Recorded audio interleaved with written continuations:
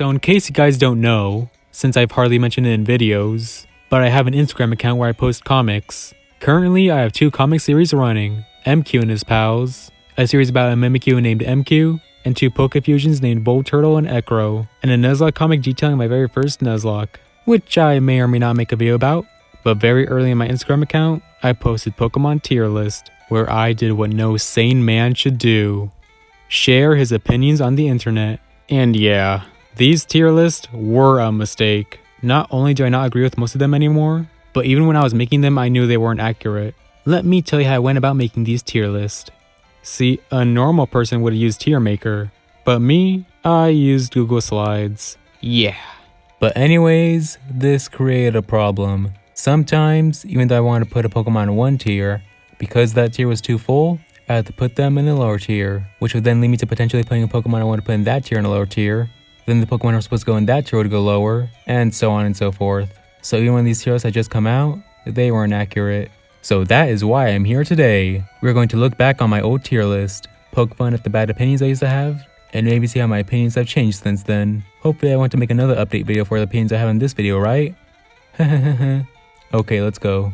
Now to quickly explain my tier list, here's what each tier was supposed to mean. S tier was meant for my absolute favorites, A tier was for the ones I really liked, B tier was for the ones I just liked, C tier was for the ones I was indifferent about, D tier was for the ones that had little I liked about them, and F tier was for the ones that had nothing I liked about them. Alright, so my starter Pokemon tier list.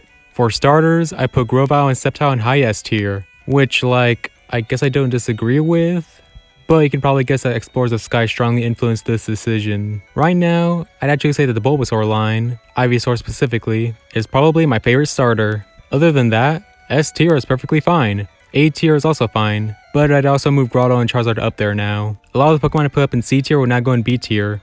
Piplup, Quilava, Charmeleon, and Feraligatr are in D tier? No, those are B tier at least. And pretty much every other Pokemon will be in C tier or in D tier. There are no F tier starters. And you know what? How about we put these tier lists in a tier list of their own, for irony's sake. So the starter Pokemon tier list is a C tier. For everything I do agree with, there is at least one other thing I don't agree with. Now the legendary Pokemon tier list. So S tier is good. I'd move Mew and Manaphy up there now, but overall pretty good.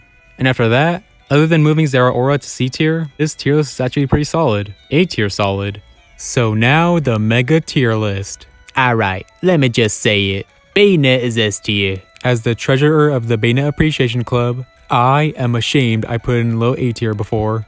But seriously though, aside from that, yeah I agree with this tier list. A tier. Oh boy. Now we get to the individual tier list of each type.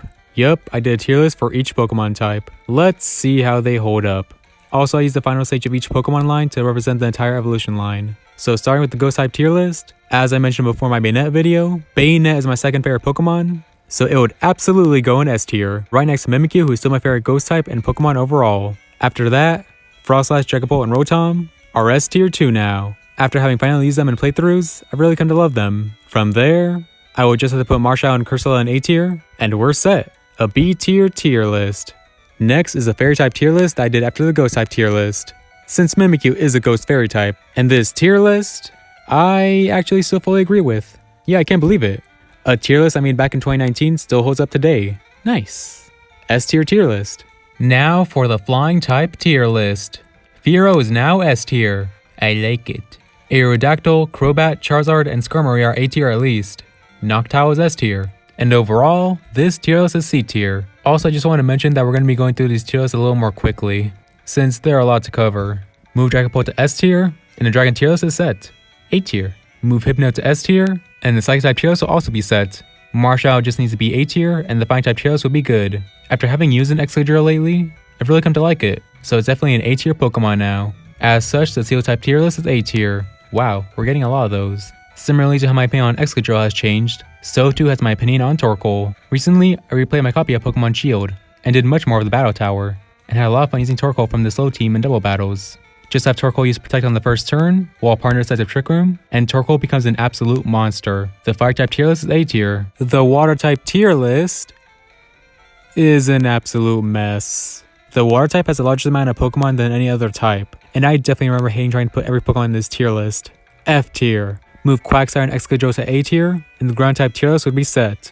B tier. Okay, so I have no idea why I put Dodrio in S tier. Like, I've never even used it before. Why is it there? Also, I would need to move Fearow, Noctowl, and Blissey up higher. B tier. I've used a Roserade recently too, so I would definitely move that Pokemon to A tier at least. B tier. The Electric type tier list is still pretty accurate. S tier. The Dark type tier list is also pretty accurate. A tier. Bug types also look pretty good. I'd move Venomoth to A tier, but other than that, this tier list is A tier. Okay, so funny thing about my Ice type tier list. For some reason I put Lapras in twice. Once before Alolan Ninetales, and once after Alolan Ninetales. Lapras would go after Ninetales, so other than that weird quirk, this tier list is S tier. Move Roserade and Nidoqueen to A tier, and Venusaur to the top of S tier, and the Poison type tier list would be good. But for now, it's B tier. The Rock type tier list is good. S tier. Okay.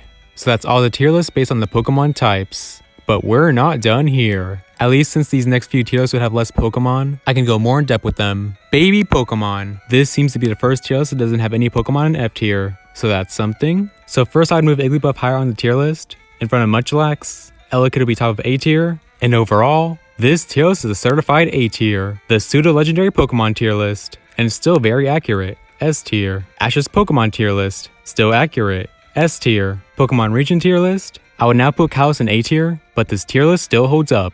A tier. And we're going to forget about the tier list I made for my comics, since I don't really care about that, and I don't think you guys do either. Phew, I need a glass of water. So yeah, those are all the tier lists I made. It was pretty wild to look back at them, and see what I used to think less than 2 years ago. And this isn't even everything I did. I also did the whole favorite Pokemon for each type for every region except Galar, and even did top 10s. So if you'd like to see me react to those like I did with this, then let me know. Have a nice day.